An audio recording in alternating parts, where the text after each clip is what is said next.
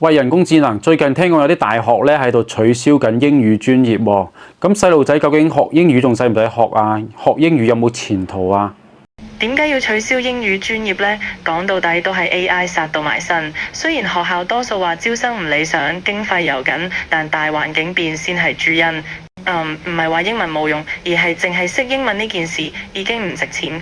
你諗真啲，過去20幾年，英文專業嘅畢業生做緊乜嘢？咪係做翻譯、做外貿、溝通、睇文件、做口譯、教英文。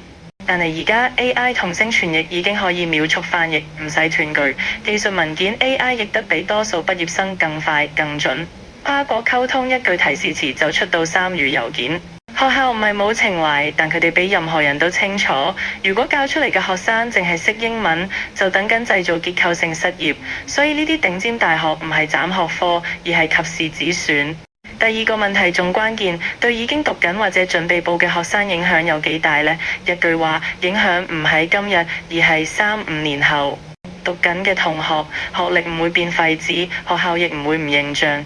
但問題係，到你畢業嗰陣，個市場啲職位已經唔係你當初報考試見到嘅世界㗎啦。以前係我英文好，所以有工開，而家變成我英文好，但 AI 比我更好。企業而家要嘅唔係淨識語言嘅人，而係複合型人才，識技術嘅英文人，識法律嘅英文人，識商業、識數據、識 AI 嘅英文人。即係話英文由主菜變咗配菜，呢樣先至係高校紛紛取消專業嘅真正原因。所以你見到一個好殘酷但係必須面對嘅現實，將來被淘汰嘅唔係英文專業，而係將成副身家壓喺單一技能上嘅人。